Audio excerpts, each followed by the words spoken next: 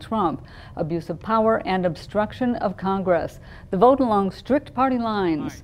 Republicans on the committee slamming their Democratic counterparts, but Democrats fighting back, arguing President Trump abused his power for personal political gain. But for Democrats, impeachment is their drug, it is their obsession. And democratic self-government is put at risk by a president who insists on dragging foreign powers into our elections.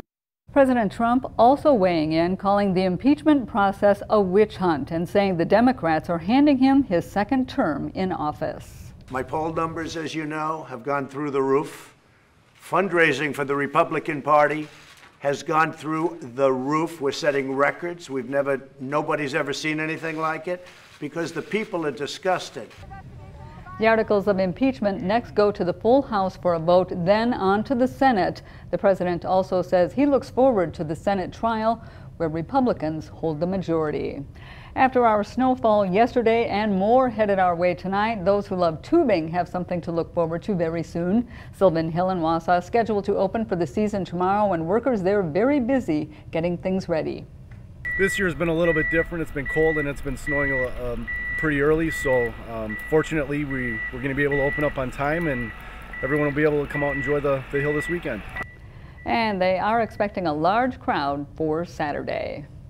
Of course, we are expecting snow to push into the area, so let's check in with Mike right now and find out what's headed our way. Thank you, Melissa. Good evening, everybody. Snow is moving into the News 9 coverage area at this time. This is not a snowstorm, however. We're going to get enough snow this evening to cause slippery spots and some hazardous travel in the area. Here's our Covantage camera view into downtown Wausau. Not snowing here yet, but just a little bit to the southwest of Wausau. Our live view from downtown Marshfield, that camera shows snow is falling there. The leading edge of this band of snow moving into the area is pretty much right along the Highway 5139 corridor. The back edge is already working into western Wisconsin, so it's not going to snow for a long time this evening or tonight, but at least a few hours of this light fluffy snow. An inch or less of accumulation will cause some slippery spots, and then this will be followed by freezing drizzle later this evening and tonight. Right now in Wausau, the temperature reading is at 23 degrees. There's not much wind, nor will there be during the evening hours. Our forecast this evening will call for some light snow and flurries early, then freezing drizzle moves in, temperature readings holding nearly steady. The rest of the weekend starts out mild, then turns cold. I'll have the update in a few minutes. Thank you, Mike. The suspect in a cold homicide case, one that alarmed Marathon County back in August of 2006, making a court appearance for her initial appearance in that case. News 9's Rashad Williams back from court with the details. Back in 2006, Kenneth Yeatis was found dead in his home. Today, his wife, Cindy Scholes Yeatis, appeared before a judge in an effort to be released under special conditions. 65-year-old Cindy Scholes Yeatis faces a murder charge. She was arrested on November 27th for the homicide of her late husband, Kenneth Yeatis, who was found shot to death in his bed. In court today, the defense pleading to the judge that Cindy is not a flight risk in an effort to get her released with special conditions. The prosecution says that she shouldn't be released. She's 65 years old. She's going to be staying in her house with her daughter. If they're worried about flight, they can flag her with Homeland Security. She won't go anywhere. We do consider her a flight risk. She has a daughter who lives in Germany, so she certainly has contacts out of this country. After hearing both sides, the judge ordered Cindy's $1 million bond to continue. Cindy Scholes Yeatis will appear in court for a preliminary hearing on December 20th. And earlier today, I also spoke to a member of the victim's family. I'll have the family's statement tonight at 6. Melissa, back to you. Thanks, Rashad. A house goes up in flames in Marshfield, and officials say it is most likely destroyed. It happened on Mill Creek Drive just at about 11:30. 8 different departments responded to the scene. Part of the road leading up to that house had to be blocked off, with crews working to battle the flames. There is no word yet on any injuries. The feds are investigating deaths and human experiments at a state-run center in Iowa. Department of Justice investigators went to Glenwood Resource Center a week ago. It houses 250 patients. DOJ is reportedly looking into several deaths and experiments like sexual arousal studies. Millions in BP money set aside after the 2010 oil spill will be used to restore marine life in the Gulf of Mexico.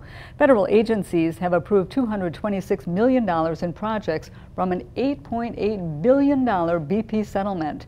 Researchers will study deep-sea habitats and even explore ways to prevent sea turtles from swallowing fishing hooks or getting tangled in the fishing lines. Last month, or last night I should say, the 7th congressional Republican candidates faced off in a debate, and now we are hearing from the Democratic candidates. News 9's Sarah McGrew joining us in studio with the details. Melissa, I sat down with Tricia Zunker and Lawrence Dale to discuss their views on some of the big issues. We talk about why they each decided to get into the race and their thoughts on federal spending, education, and programs like Planned Parenthood.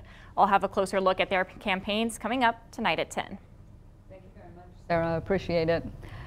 Veteran actor Danny Aiello has died. Family members say that the 86-year-old died at a hospital in New Jersey Thursday night after suffering an infection related to an illness.